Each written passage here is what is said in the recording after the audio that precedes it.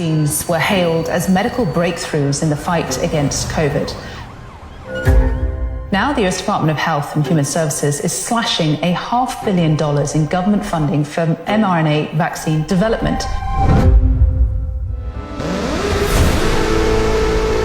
The most urgent invention in the world right now is a vaccine that prevents you from getting COVID-19. It's going to have to go to 7 billion people. One final way that's promising is the RNA vaccine. Messenger RNA. Messenger RNA. Get it done. We need it. We want it fast. The FDA is fast-tracking a possible coronavirus vaccine. If we had a pandemic, wink, wink, we could emergency authorize this new mRNA technology. There was never a vaccine made with mRNA. Messenger RNA, which we had no previous experience with. None. The mRNA technology scares me. It's a brand new technology being used. When people received their first COVID-19 vaccine, it was the first time their body received lipid nanoparticles. People historically have this confidence in the concept of, oh, it's just a vaccine.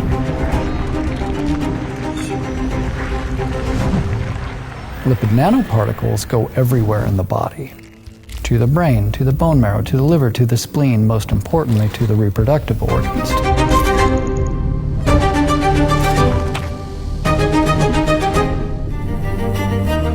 I regret it every single day that I walked into my local pharmacy to get that shot in my arm.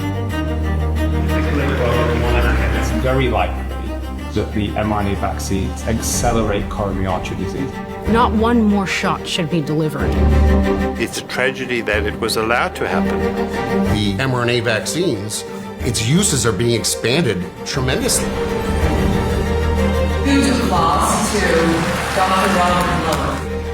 It's perceived that there is a gold mine, a huge amount of potential profit to be made with this new technology.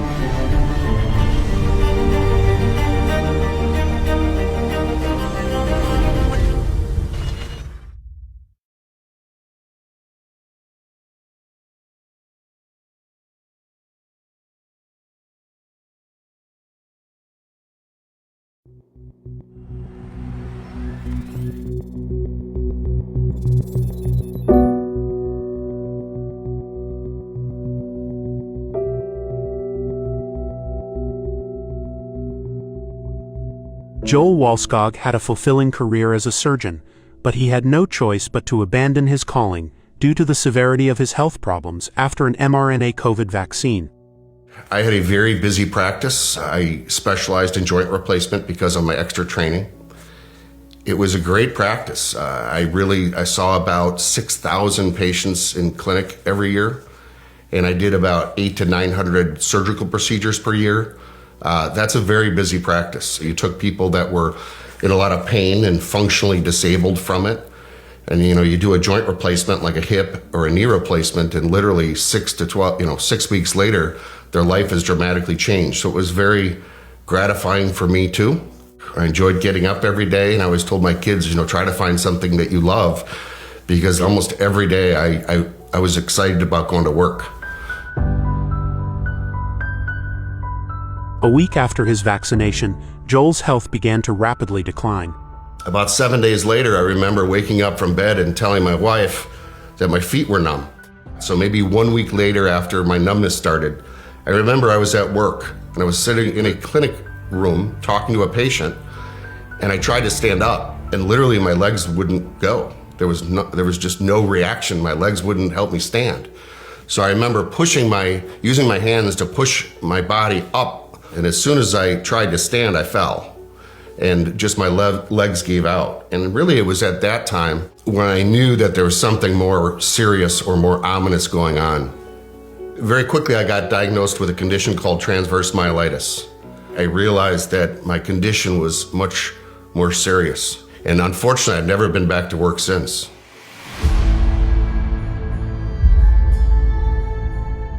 couldn't work. I went through probably every phase of grief. I certainly was in denial. I had a long period of being very angry. Unfortunately, my leg weakness, my leg numbness, my loss of stamina, my balance problems have never improved. I have about 2 to 4 hours on my legs a day, so I can get around most days okay for 2 to 4 hours. But after that, my legs are pretty much done for the day, and I spend a lot of time on my recliner in our family room where I can read and do things like that. Sometimes I get neuropathic or kind of bad pain flares. Sometimes the flares are so bad pain-wise or weakness-wise that I have to go on steroids, and the steroids usually can get me out of a flare. Also, since my injury, it's interesting that my blood pressure has been elevated, my heart rate's been elevated ever since my injury. Just about 2 or 3 months ago, I started passing out. So sometimes I could tell where I was getting a little dizzy, but about 2 months ago, I was sitting at our kitchen table, and my kids just said I started kind of speaking gibberish, then kind of keeled over and fell on the floor.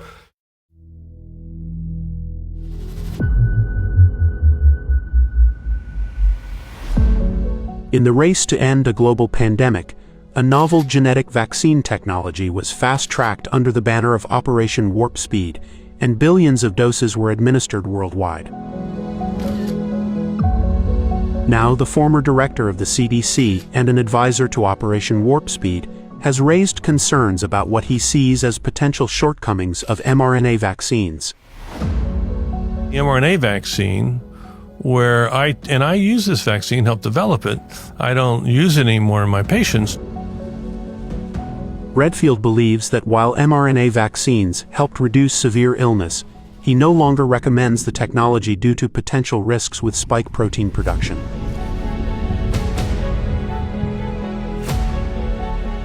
I turn your body into a factory, but I have no controls over that factory. I mean, you can make a lot, you can make a little, and you can make it for a week, you can make it for 6 months. I don't think it's unreasonable to go re-examine the safety of what we know about these vaccines. Regulators and the WHO state that COVID vaccines have saved millions of lives with minimal safety concerns. This vaccine, the mRNA vaccines, probably saved about 3 million lives. I think that was the greatest scientific or medical achievement in my lifetime.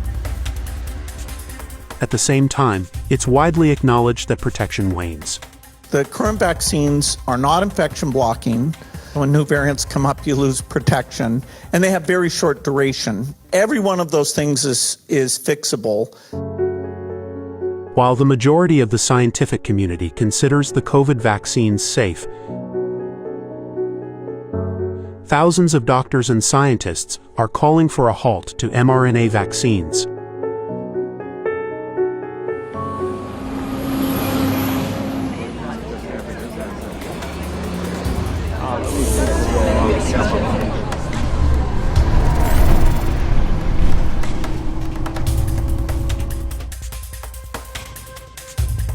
For years, a growing number of prominent experts have been investigating what they believe could be serious potential harms linked to these vaccines.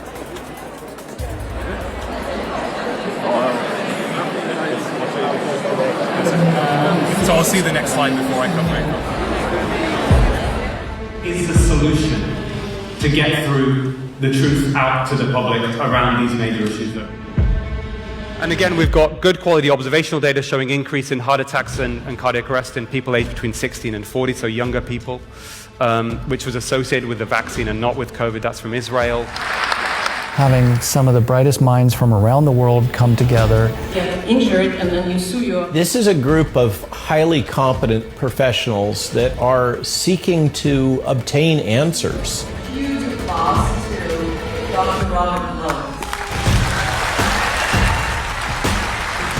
Robert Malone, one of the inventors of mRNA technology, voices his concerns about the safety of mRNA vaccines.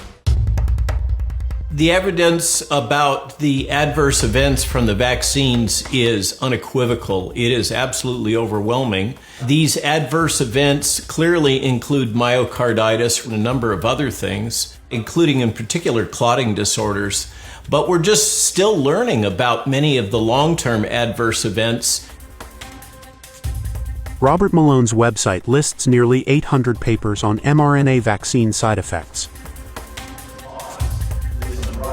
Robert Malone is a brilliant man. He was a brilliant researcher. He could reasonably have won the Nobel Prize. Really, it was that good. The stuff that he did was that much of a breakthrough.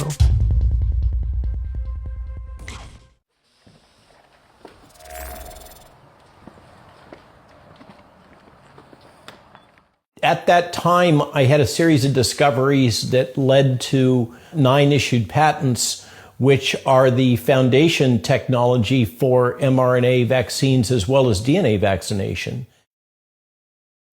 No fences, no barn. This old barn that's falling down was here, but it was... Before the pandemic, Robert Malone was highly regarded in the academic world and enjoyed a fulfilling life at his homestead with his wife, Jill. We don't sell our mature mares. They're kind of our family. And this one right here, that's his great-grandmother. She scored very high on inspection. This is a technology that may have held promise at some point in time if the problems could have been solved. It may have been destroyed, its positive potential, by this crazy rush to deploy it globally before it was ready. When Malone raised questions about the safety of COVID vaccines, his life was forever changed, and his concerns were categorically dismissed. These are highly credentialed people who are suffering from some kind of deep misunderstanding or delusion. Those are the people I worry about because they're credentialed. We now have a modern studio and a 4-camera system. Now, Robert is on a mission, conducting countless interviews and giving lectures to educate the public about the potential dangers of COVID vaccines and the rapid deployment of new mRNA products. There are over 200 different clinical trials currently planned for mRNA-based technology, and over 40 trials are currently enrolling. Could mRNA technology potentially be introduced into the food supply through the vaccination of dairy cattle? The administration of these types of technologies in humans has demonstrated that they can be shed in breast milk in humans. And so it's likely that they could be shed in milk from dairy cattle.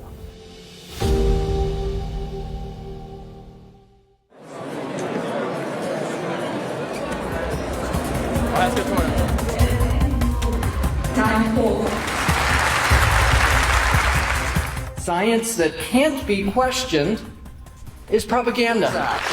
When we took an oath in medicine to first do no harm, where did that go? Ryan Cole, a pathologist with expertise in virology and immunology. He believes that the harms of the COVID vaccines are significant and downplayed. It's crazy to think that people that aren't doctors, aren't scientists, were pushing something that never worked. This is not about freedom or personal choice. And there were billions spread around and shared amongst each other. And now we have millions of people around the world that carry permanent harm for the rest of their lives, who are now paralyzed, who now have neurodegenerative disease, who now have severe autoimmune diseases. People historically have this confidence in the concept of, oh, it's just a vaccine. Well, no, it's not. And then they want to mandate these on people. Well, we have this new technology, everybody needs to get it. Getting everyone vaccinated. It's very likely that the mRNA vaccines accelerate coronary artery disease. Now, as a cardiologist, that's really, really bad. Because what we've done is we have introduced into the population another risk factor for heart disease and heart attacks. That means we will see an increased prevalence of heart attacks and sudden cardiac death going on for years. And that's my biggest fear. This paper by Baumeier shows the spike protein staining in that salmon color is physically in the heart. We shouldn't have Wuhan spike protein in young boys hospitalized in Germany with myocarditis. As we sit here today, there's over 3,000 papers in the peer-reviewed literature that describe COVID-19 vaccine injuries, disabilities, and deaths. Peter McCullough is a widely published cardiologist whose extensive knowledge and expertise have established him as a leading authority in the field of cardiology. Prior to the pandemic, I had focused on the interface between heart and kidney disease, and in that domain, I was the most published person in the world in history and remain to that day. I've given grand rounds in every major institution in the United States, published extensively across all the major journals. I was the editor of 2 major journals. Peter McCullough believes observational and case studies suggest a possible link between the vaccine and serious conditions. Encephalitis, seizures, and then dangerous intracranial hemorrhages and strokes. Now, outside in the peripheral nervous system, papers have been written demonstrating the vaccines over time, particularly cumulative toxicity, cause a small fiber neuropathy, and they cause dysregulation of the sympathetic nervous system. We call this posterior orthostatic tachycardia syndrome, or POTS. The COVID-19 vaccines cause myocarditis. They cause heart damage. Heart attack deaths have become more common across all age groups. Experts call for much more research into health issues that have risen during and after the pandemic, taking into account the effects of COVID, vaccines, and lockdowns. Sudden death among healthy working-age people worldwide is skyrocketing. There has been an increased rise, a sharp rise in unexplained deaths during the pandemic, deaths that are not listed as COVID-related. Cardiac arrest incidents are at the highest ever recorded in Victoria. This situation that we're in, it was all predictable. These experts deliver a clear message. The COVID vaccines, especially those using mRNA technology, should be stopped immediately. They also urge a much greater focus and allocation of resources to investigate all safety signals. I think I'm uniquely qualified to speak on what's been going on for the last years. I actually have degrees in applied mathematics, immunology, computational biology, biochemistry, and molecular biology. These things need to stop being pushed and given today. Not one more shot should be delivered. It's the constant same message that's not true. I'm referring to primarily the safe and effective message still being put out today. These mRNA products specifically, those are the ones I know the most about, are neither. And so the main message is that the people who are injured, who haven't made the connection between why they're injured and why they're suffering, I want to provide them, the most help. First of all, to know that they're not alone. If they're being gaslit even by their own doctor, there are people out there who are establishing protocols to help the vaccine injured.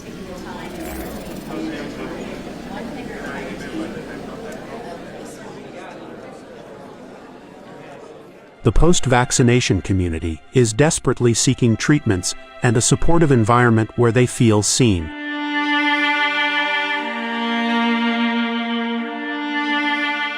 If there's anyone who's lost someone in their family to the jab, could they please stand up? If there's anyone in this room who's been personally injured by the vaccine, could they please stand up?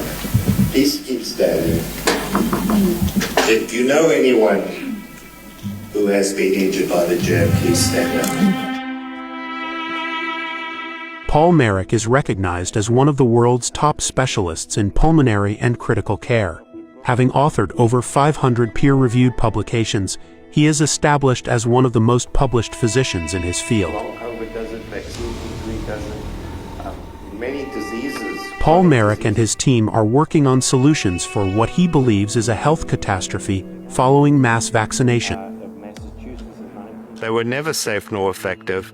They've harmed countless millions of people. It should never have happened. And it's a tragedy that it was allowed to happen. These so-called vaccines, I think, represent the worst of COVID and the worst of this deceit, dishonesty that we've seen. And I think we provide part of the answer to this terrible problem we're facing.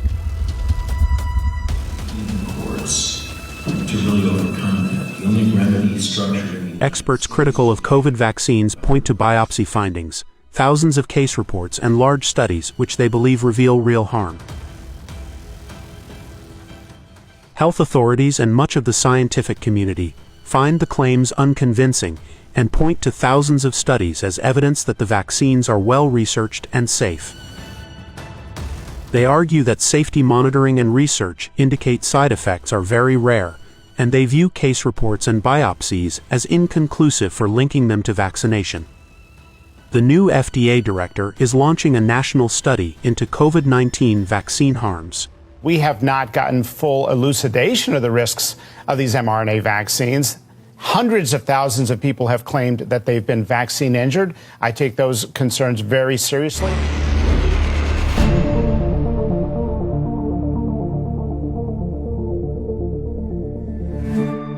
What is inside my arm?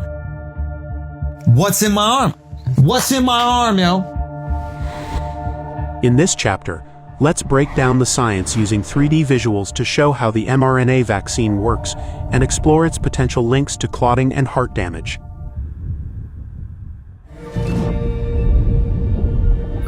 But first, let's recognize that messenger RNA isn't just a man-made invention. In its natural form, it's a marvel within our bodies. Evolution has gifted life with the wonders of genetic coding, the blueprint of existence. In this grand symphony of life, messenger mRNA plays a vital part.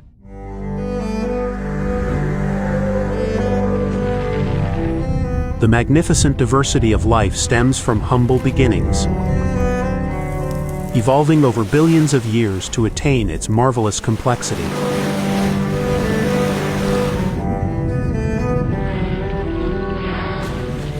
The journey from primitive beings to complex creatures would not have been possible without the genetic blueprint called DNA and the related molecule RNA.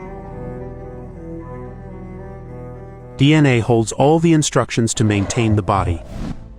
These instructions are then copied from DNA into smaller snippets called messenger RNA, which are the to-do list for each cell. So you can think of DNA as the blueprint, and mRNA is the project manager bringing plans to life. We choose to go to the moon in this decade. During the space race of the 1950s and 60s, genetics research saw rapid progress, including the discovery of messenger RNA in 1961.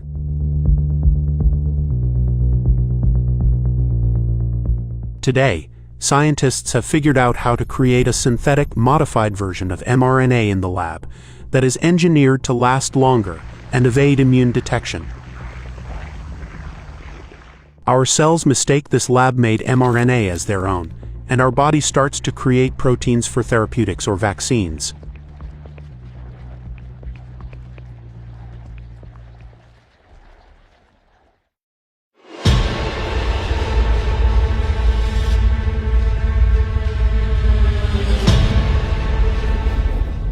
The modified mRNA vaccines are created on a computer in a lab, without using a real virus.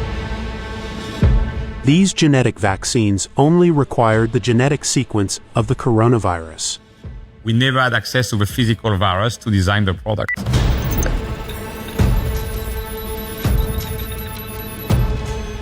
In the early stages of the pandemic, Chinese scientists released the genetic code of the coronavirus, sparking a global race to develop a vaccine. As soon as we get that sequence, let's plug it into mRNA. That's all I needed was the sequence. They used the genetic code provided by Chinese scientists as a backbone for their mRNA vaccine. The modified genetic code in the vaccine instructs our bodies to produce only a specific part of the coronavirus rather than the entire virus itself. Vaccine platforms are using what's called the spike protein of the coronavirus.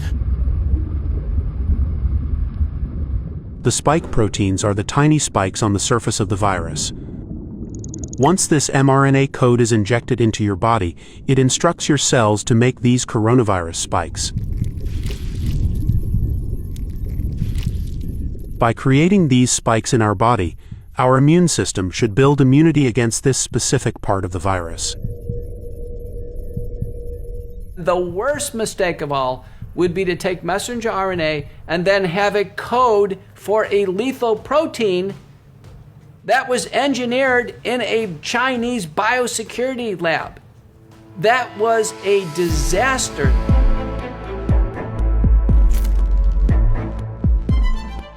The mRNA technology is exceptionally complicated and unlike anything we have seen with standard vaccines. When people received their first COVID-19 vaccine, it was the first time their body received lipid nanoparticles.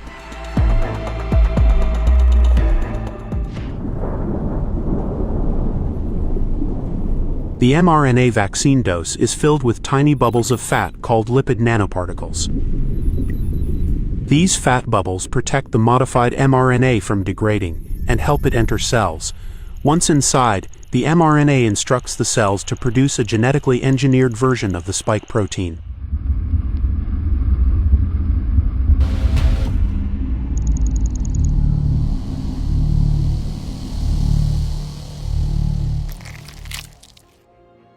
The lipid nanoparticles, when they attach to cells, then the lipid nanoparticles dump off their payload, messenger RNA.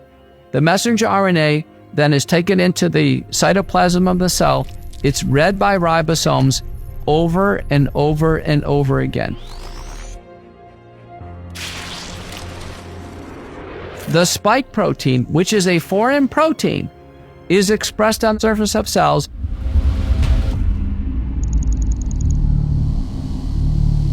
The injection of mRNA vaccines turns our bodies into spike protein manufacturing sites. With every dose, a substantial amount of these modified spike proteins are created inside your body. The scientific community has stated that the spike protein created by the vaccine is harmless.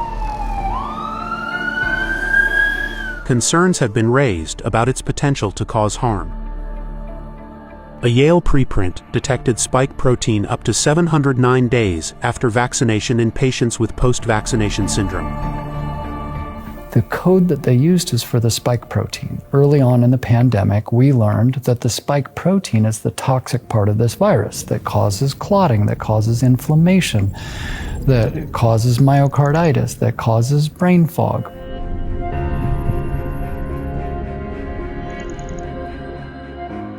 The spike protein directly causes blood clotting and is found in the middle of large blood clots.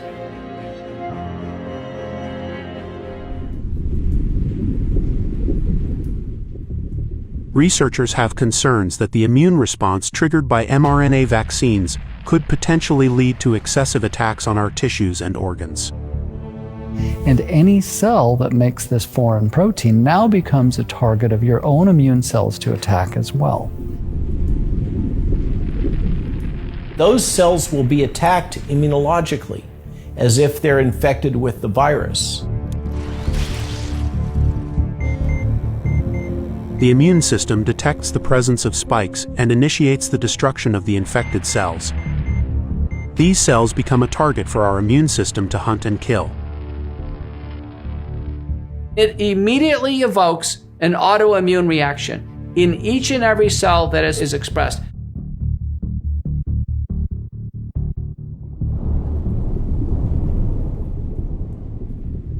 Health officials have been cautious in acknowledging that these particles may have the potential to distribute beyond the injection site.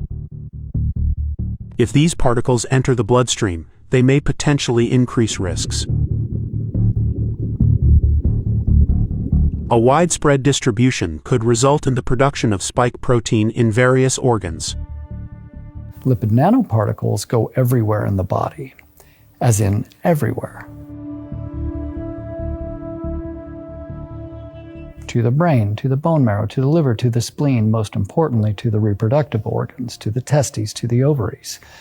So lipid nanoparticles can't be controlled.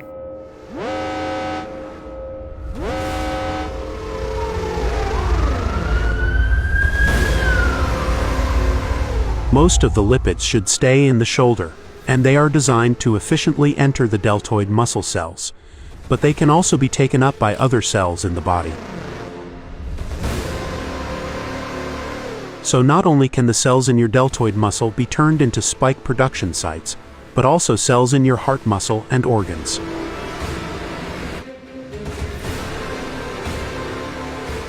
Current leading theories of mRNA vaccine-related cardiovascular problems include spike protein expression in tissues and molecular mimicry of the spike protein.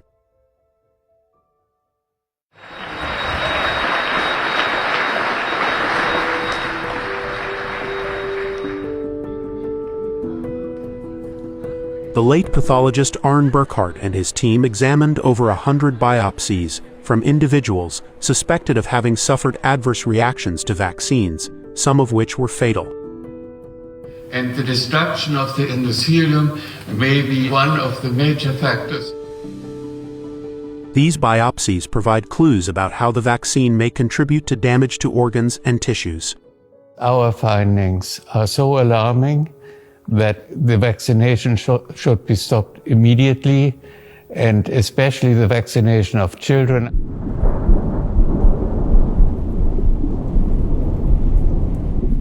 When these tiny fat particles enter the bloodstream, they may be absorbed by the walls of blood vessels or the heart. If these tissues produce spike proteins, our immune system may attack these areas, causing potentially serious damage to the vessel walls or the heart. We found spike protein in many organs and many tissues. Spike protein was in the endothelium and in the vessels, in the vessel walls.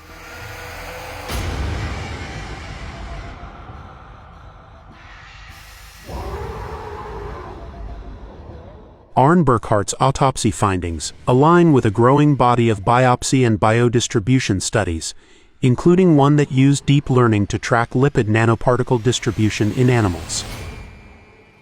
It was actually known before it was deployed in humans, based on rodent models, that these products went all over the body, and yet they persisted to continue to deploy them.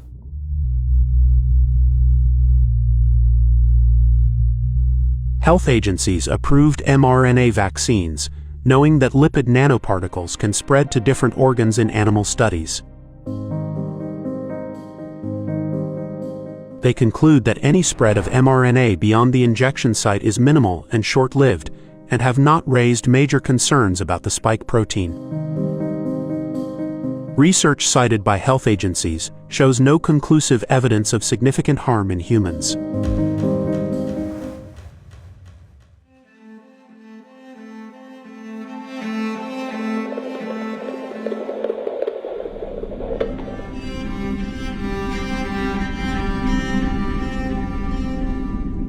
We never use experimental products in pregnant women. We never use it in children. In this situation, we've done both. And we don't know what's going to happen to these children long term after the shot. If you look at some of the studies, where does the vaccine, where does the spike protein like to go to? To women's ovaries, to men's testes? And how is it going to affect their future fertility, their ability to have children? The answer is, we don't know. There is no long-term safety data.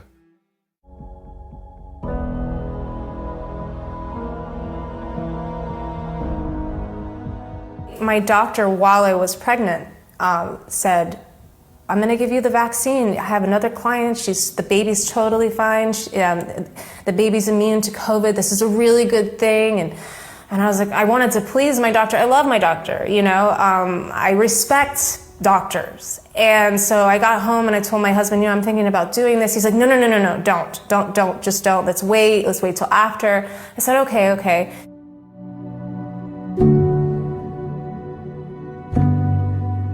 I regret it every single day that I walked into my local pharmacy to get that shot in my arm.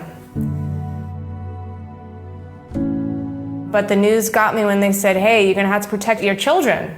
And I'm a new mother, and well, what are you gonna do? I wanna protect my child. And they're safe and they're highly effective. That these are safe and effective. Those two words haunt me to this day, and that's safe and effective. Which this vaccine was not safe for me, and it was not effective. Safe and effective, while there's neuropathy and pain throughout my whole body, I can't think straight, I have brain fog, I can't dance anymore.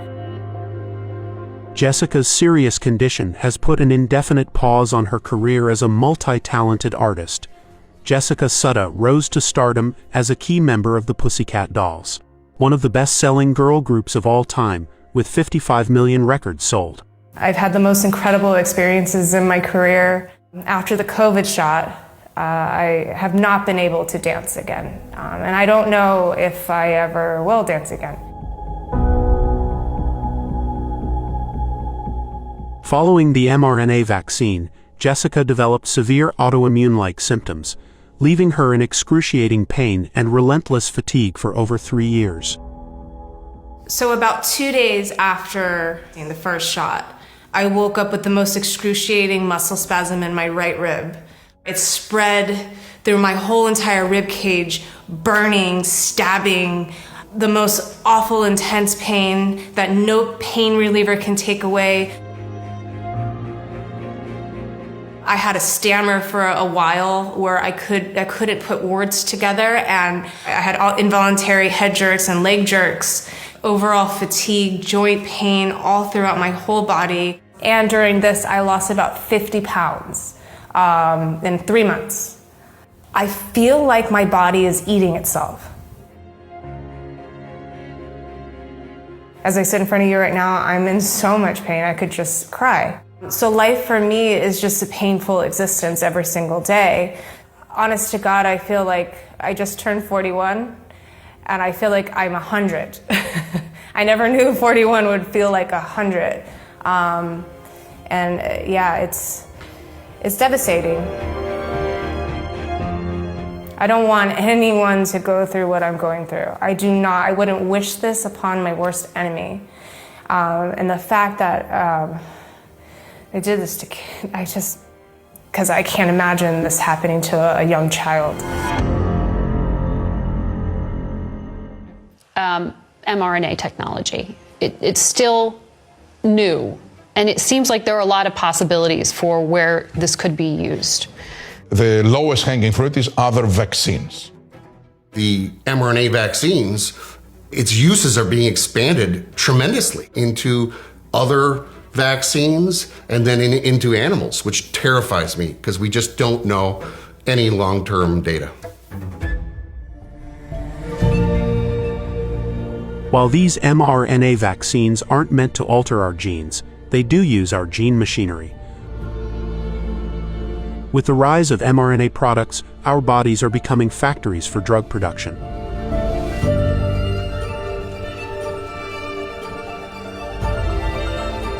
These experts emphasize extreme caution to protect current and future generations from any potential health disasters, as we've seen with toxic substances in the past, such as lead, asbestos, and DDT. Dusting with DDT was begun at once. They're working on this technology, this lipid nanoparticle plus a gene sequence, for so many other viruses and infectious diseases now. By helping to create the vaccines that really rescued us from the coronavirus. I'm here with Stefan Bancel, who is the CEO of Moderna. What's next? So what we're working on is a lot of vaccines, around 30 plus vaccines today. The FDA has approved Moderna's RSV vaccine for people 60 and older. To approve a new type of self-amplifying mRNA vaccine.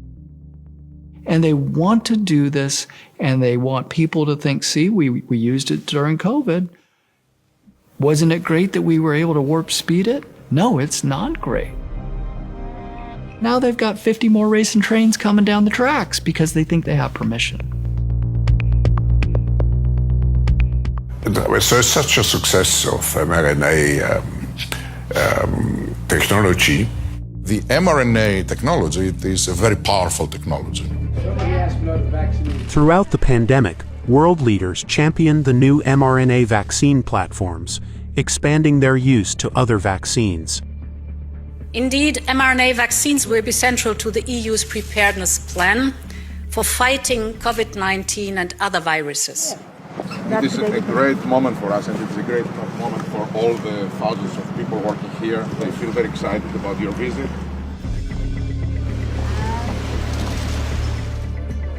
And this pioneering technology could be the backbone of our future vaccine portfolio. Hello, everybody. Mr. President, Thank you. AI holds incredible promise for all of us. Design a vaccine for every individual person to vaccinate them against that cancer. And you can make that vaccine, that mRNA vaccine. It's a strand of mRNA, the code of life inside every cell of your body. Then it has the power to change everything. Moderna, this changes everything. Are companies like Moderna, this is a revolutionary biotech firm that's creating a whole new class of medicines based on messenger RNA, the software of life. Well, it's almost science fiction what you're up to. It's like software. It's a software of life. I mean, we have 48 drugs today in development. 48. 48 today. And there's 50 more in the labs cooking. While Moderna's products are not designed to alter genes, but to cure diseases and develop vaccines. It is also true that mRNA technology has made humanity more open to gene and cell therapies, a view echoed by Stefan Ulrich, an executive at Bayer. The mRNA vaccines are an example for that cell and gene therapy. I always like to say, if we had surveyed 2 years ago in the public, would you be willing to take a gene or cell therapy and inject it into your body, we would have probably had a 95% refusal rate. I think this pandemic has also opened many people's eyes to innovation. Many people's eyes to innovation.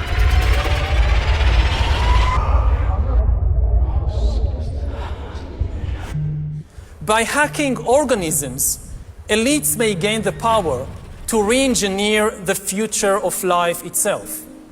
This will be the greatest revolution in biology since the very beginning of life 4 billion years ago.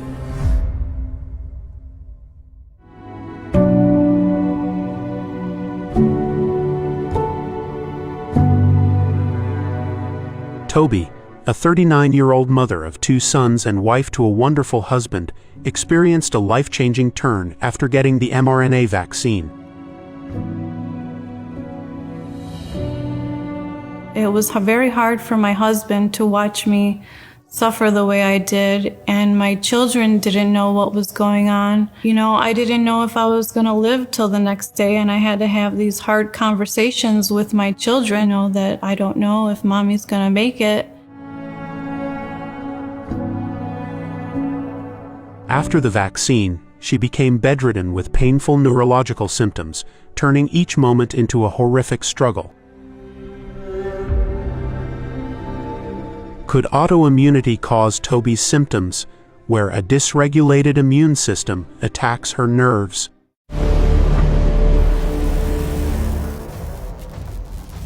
Vaccines can dysregulate the immune system, triggering autoimmunity. The body attacks itself, potentially damaging nerves. I started suffering with severe vertigo. I felt like there was electric raindrops dropping on my skin. I had burning sensations in my brain. I was having audible hallucinations.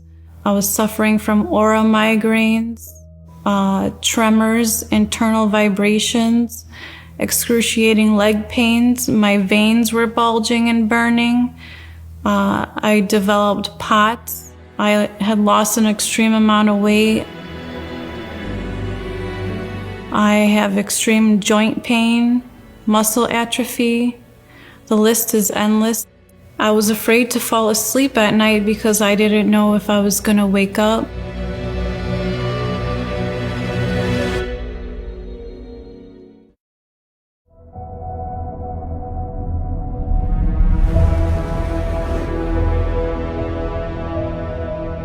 Over the course of 60 years of mRNA research, early studies failed to make mRNA work.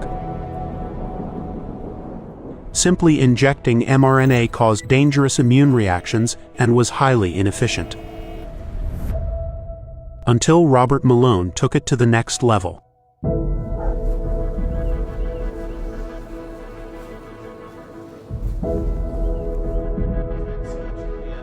Robert Malone's team made major breakthroughs proving that mRNA could be used as a drug. By using lipids to protect the fragile mRNA, they successfully made it work in human cells. Yet, the toxicity of these lipids remained a decades-long challenge. Again and again and again, those trials failed. The industry has been plagued with the problem that these formulations are toxic. Now, there had been improvements in the technology, or alterations at least, since I had abandoned the field in the late 1990s because of the inflammation and toxicity of the formulations.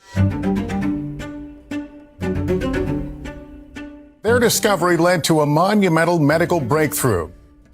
This year's Nobel Prize recognizes Katalin Karikó and Drew Weissman made a Nobel Prize-worthy discovery, engineering mRNA to be nearly invisible to the immune system.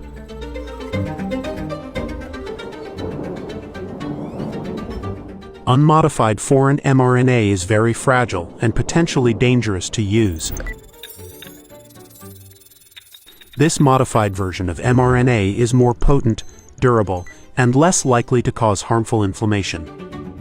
Karikó and Weissman, and so they took the U out of and put pseudouridine in there and produced a molecule that it's a kind of a modified synthetic thing.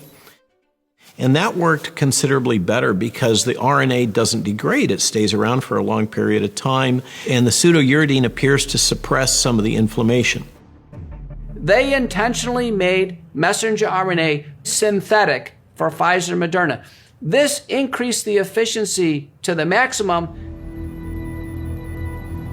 Using too much pseudouridine may cause errors in ribosome reading, leading to malfunctions. A research team at Cambridge University found that, with these vaccines, about 10% of the time, the cellular machinery produced faulty proteins instead of the intended spike protein. While the researchers did not observe any harm with these proteins and assured that the issue could be fixed, the bigger question is how this was missed and whether there are more things overlooked. This modified RNA should be cleared from our bodies within days, but more research is needed to understand why it sometimes lingers much longer in some individuals. There was statements made that the RNA only stays in your body for a brief period of time. Well, that's true for natural RNA, but this is not a natural RNA. This is a synthetic product. The pharmaceutical industry and the governments misrepresented this to patients.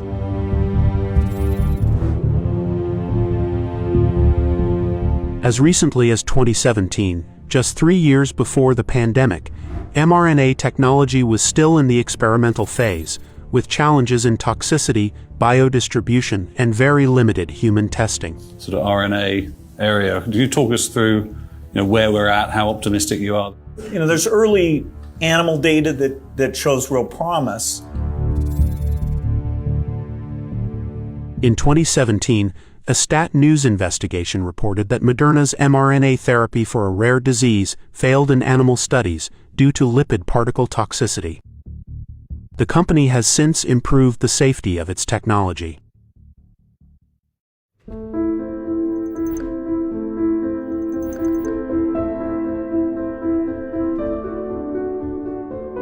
Since the 90s, mRNA technology has made remarkable progress.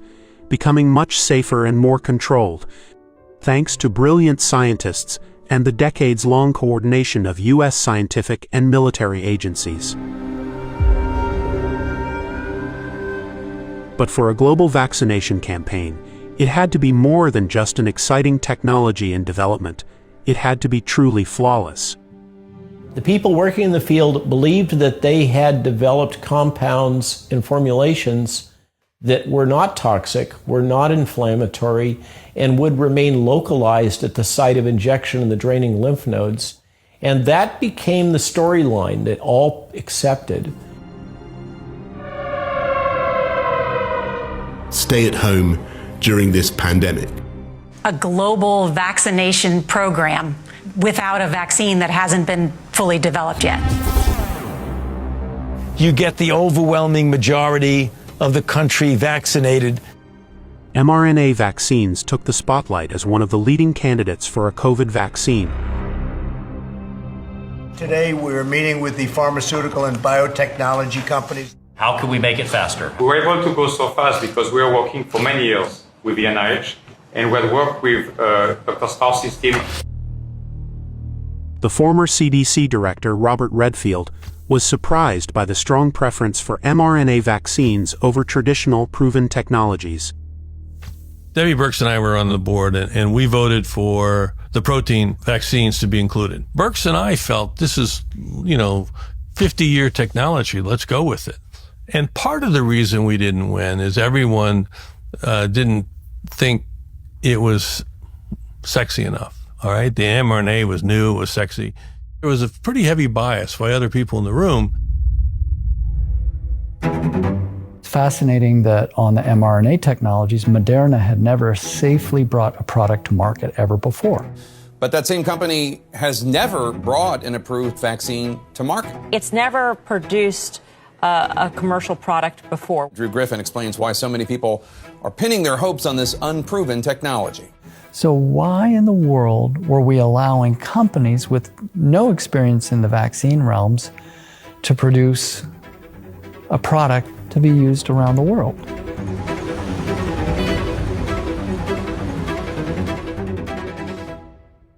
Bourla, the CEO of Pfizer, admitted, he said, he went to a scientist and said, why are we using mRNA technology? We've only been researching this for 2.5 years. And they just turned around and said to him, it's because it's what we're doing. He came and suggested to me mRNA, and it was very counterintuitive, the decision. I told him, are you sure? If you do that, this is not going to be only the first COVID vaccine, that will be the first vaccine ever. And they felt strongly about it. And I had to place my trust on them, and I did. But was it too much of a leap to go from no approved mRNA vaccines to deploying them to billions?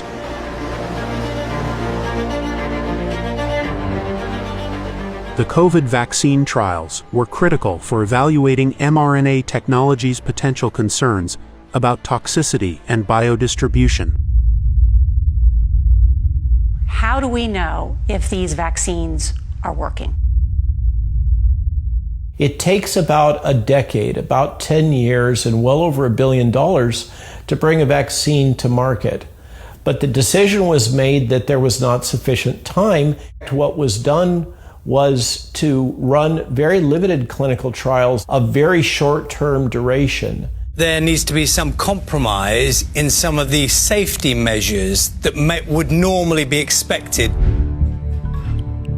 They overlapped the studies and were allowed to submit earlier research data. Before the pandemic, the FDA sometimes treated mRNA vaccines as gene therapy products, but now they are recognized as genetic vaccines.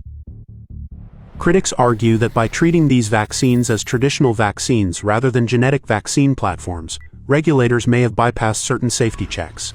There was a strong effort to deny that this was gene therapy technology, because if it was acknowledged that it was gene therapy technology used for vaccination purposes, then a whole different set of regulatory tests would have had to have been performed.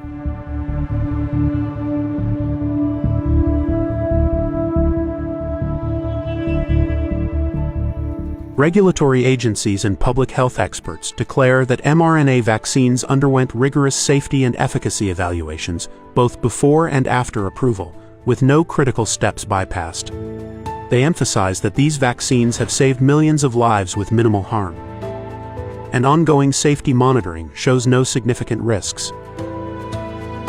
This vaccine, the mRNA vaccines, probably saved about 3 million lives. The former CDC director is skeptical about mRNA technology's future in vaccines, but sees promise in therapeutics, including for rare diseases. The mRNA technology will not be used in vaccines. Okay, let's fast forward 3 years. But I do think the mRNA technology will be used in therapeutics.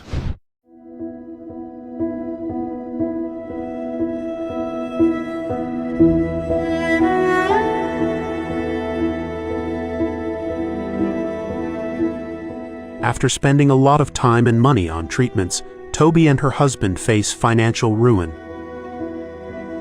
My injury has cost us over $70,000, and I don't even know if I can fully heal, or, it's definitely put me in the right direction, but it's landed us in financial ruins, and to where our credit's been ruined. We had to take out major loans, and now we're filing for bankruptcy.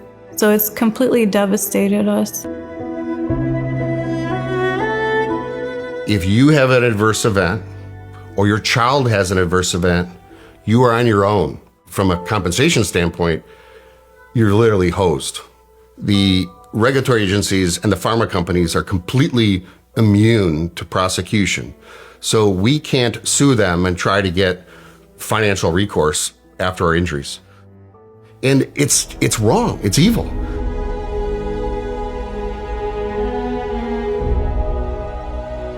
These people are abandoned.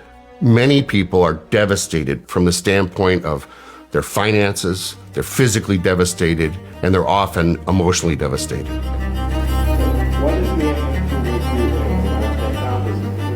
Paul Merrick and his team at the Independent Medical Alliance are tirelessly researching and developing treatment protocols for long-term COVID and COVID vaccine injuries. Clearly, there are people out there suffering, and they're often desperate. The focus of this conference is on spike-related disease, which is mainly, vaccine injured. And the people here are really, their mission is to help those that are less fortunate and those that have suffered. All right, spike protein. Obviously, the conference is around spike protein. I also want to thank Brad Dressen, who's my co-chair of RAC 19. This is a time when we all can share our individual experiences with regards to COVID and those injured by the COVID shots, and be able to collaborate and try to hopefully move forward to develop better diagnostics and treatments. It's really hard to understand this unless you're living it. This experience has been the most isolating experience of my life. So I can't wait to be around my fellow vaxxed injured.